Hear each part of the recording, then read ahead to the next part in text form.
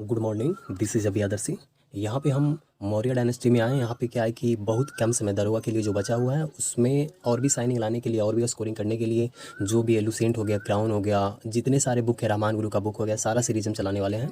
तो अब पैसेंस से क्या करना है, आपको सिर्फ देखना है, रिवीजन करना है, ठीक है। तो चलिए आइए देखते हैं क्या है क्वेश्चंस में। ये क्वेश्चंस बड़े ज़्यादा इंपॉर्टेंट है और इसको आपको ध्यान से लगानी है। देखते हैं कितना स्कोरिंग कर पाते हैं आप। और बड़ा प्यारा सा क्वेश्चन है, मौर्य डायनेस्टी से मैंने उठाया है और ये बहुत अच्छा क्वेश्चन है जो कि हर हमेशा एग्जाम्स में आते हैं, चाहे आप बीपीएससी का तैयारी कर रहे हो, पीसीएस कर रहे हो या कोई भी एग्जाम की तैयारी कर रहे हो, ठीक है। तो चलिए आज स्टार्ट करते हैं बिना देरी किए हुए। तो मौर्य डायनेस्टी में नंबर 1 क्वेश्चन को देखते हैं। चाणक्य का अन्य नाम क्या है? तो चाणक्य का अन्य नाम विष्णुगुप्त है। क्या है? विष्णुगुप्त। मेरे साथ आप रिपीट करेंगे क्या? तो ये करेंगे। अगर आप कोई वर्ड नहीं आप जान रहे हैं, कोई टर्म नहीं आपको पता है, तो उसका नाम 2 बार रिपीटेड करेंगे। दिस इज़ माई जो भी बोल के ये मेरा स्टाइल है, ठीक है। इससे क्या होगा कि आपको याद करने में आसानी हो जाएगी। नंबर 2, निम्नांकित में से किसकी तुलना प्रिंस के मैकियावेली से किया गया है? तो कौटिल्य के अर्थशास्त्र की तुलना प्रिंस के मैकियावेली से किया गया है। मैकियावेली के प्रिंस से किया गया। अगला देखिएगा क्वेश्चन, वह शासक कौन था जिसने राज सिंहासन पर बैठने के लिए अपने बड़े भाई का सुसीम का हत्या कर दिया? क्या नाम था भाई साहब, बताइएगा। अशोक नाम था उसका। क्या नाम था? अशोक नाम था, ठीक है, अशोक। अगला देखेंगे, निम्नांकित में से सम्राट अशोक की वह पत्नी कौन थी जिसने उसको प्रभावित किया था? तो उसका नाम कौरवकी था। क्या नाम था? कौरवकी उनका नाम था। बहुत बढ़िया, आगे चलते हैं, देखते हैं। अशोक ने अपने सभी अभिलेखों में एक रूपता में किस प्रकृति का प्रयोग किया, यानी किस भाषा का प्रयोग किया, ये कह रहा है क्वेश्चन। तो यहाँ पे अर्धमगही भाषा का प्रयोग बहुत ही ज़्यादा किया अशोक जी ने। तो चलिए आगे देखते हैं। बिंबिसार ने विद्रोहियों को कुचलने के लिए अशोक को कहाँ भेजा था? तो तक्षशिला भेजा था। कहाँ भेजा था? तक्षशिला भेजा था। अगला क्वेश्चन में आएंगे हम लोग। अगला क्वेश्चन बोल रहा है आपका, प्राचीन भारत का वह प्रसिद्ध शासक जिसने अपने जीवन के अंतिम दिनों में जैन धर्म को स्वीकार किया था? तो वे था आपका चंद्रगुप्त मौर्य थे। कौन थे? चंद्रगुप्त मौर्य। ध्यान दीजिएगा, ठीक है। मौर्य साम्राज्य की स्थापना किसने की थी? तो चंद्रगुप्त मौर्य ने की थी। चंद्रगुप्त मौर्य, रिपीटेड करना है आपको, ठीक है। अगला, मौर्य साम्राज्य में प्रचलित मुद्रा का नाम क्या था? तो प्रचलित मुद्रा का नाम पर्ण था। क्या था? पर्ण था। बहुत बढ़िया। निम्नांकित में से कौन मौर्य वंश का शासक नहीं है? तो मौर्य वंश का शासक नहीं है, कौन है? आप सेलेक्ट करो इसमें। चंद्रगुप्त मौर्य है, जी हाँ, ये तो है ही। उसके बाद बिंदुसार है, ये भी है भाई साहब। अशोक भी है।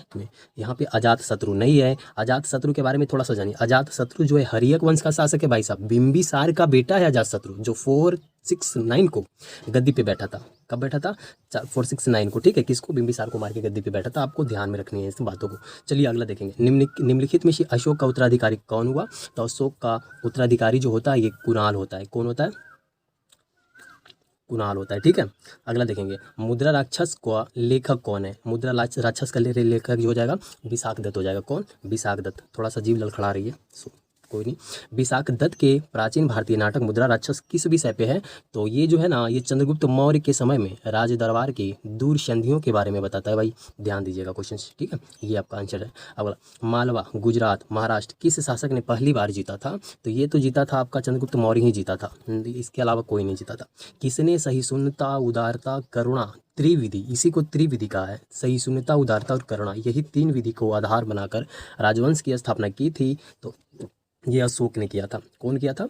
अशोक किया था। अगला, निम्नलिखित में से किस शहर में अशोकों के शिलालेख नहीं है? अशोक का शिलालेख नहीं है कहाँ पे? तो पाटलिपुत्रा में अशोक का शिलालेख नहीं मिलता है। बाकी गिरनार, कंधार और टोपरा, ठीक है। दिल्ली, टोपरा, दिल्ली मेरठ जो मिलता है भाई साहब, ध्यान दीजिएगा। जिसको फिरोज शाह उठा के दिल्ली ले गया, ध्यान दीजिएगा।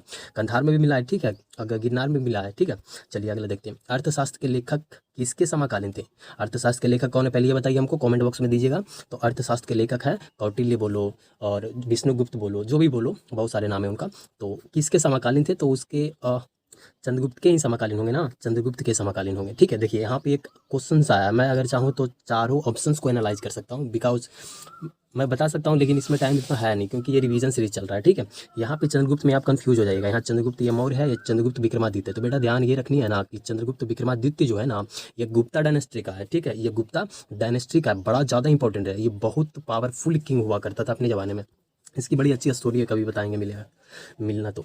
अगला, नंद वंश के पश्चात मगध पे किस राजवंशों की स्थापना की गई है? नंद वंश के साथ थोड़ा सा समझिए। नंद का लास्ट घनानंद, घनानंद को चलो हटाओ, वहाँ से मार के हटाओ। कौन आएगा?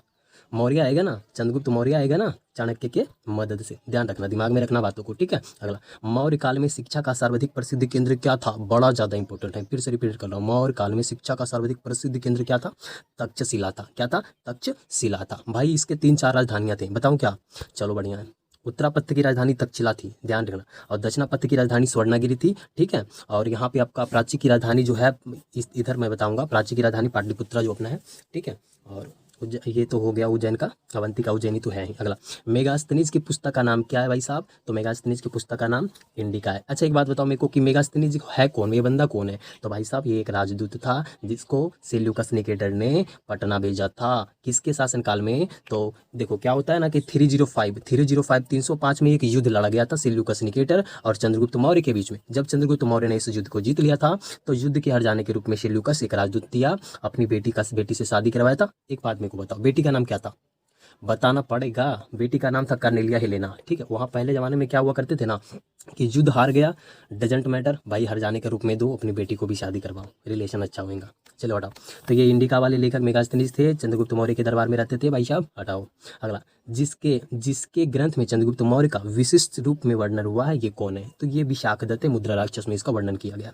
वह स्रोत जिसमें पाटलिपुत्र के प्रशासन का वर्णन उपलब्ध है कौन सा है? तो पाटलिपुत्र के प्रशासन का वर्णन मेगास्थनीज का इंडिका में है। बहुत ही ज्यादा, ये 7 वर्गों में डिवाइड किए थे मेगास्थनीज, श्रमिक, किसान वगैरह वगैरह, मतलब 7 वर्गों में सारे समाज को डिवाइड तोड़ फोड़ के रख दिए थे कि भाई ये है वो है वो है, ठीक है। कभी फाउंडेशन क्लास में आना फिर देखना अभी आदर्श का। चलिए आइए देखते हैं अगला। वह स्रोत जिसमें पाटलिपुत्र के प्रशासन का वर्णन उपलब्ध है कौन सा है? तो इंडिका मैंने बताया ना, ध्यान दीजिएगा। अशोक के शिलालेखों में प्रयुक्त भाषा कौन सी है? आप बताओ यहाँ पे कौन सी है भाई, बताओ बताओ बताओ। प्राकृत भाषा होगी। प्राकृत को एक बात आप समझिए, प्राकृत को अर्धमगही के नाम से भी जाना जाता है। ये बात आपको दिमाग में ठोक के रखनी है, गाड़ के रखनी है, ठीक है। अगर पढ़ने आए हो ना, कंपटीशन करने आए हो ना, तो इतना तो दिमाग रखो, ठीक है। चलो, क्योंकि बहुत सारे बंदे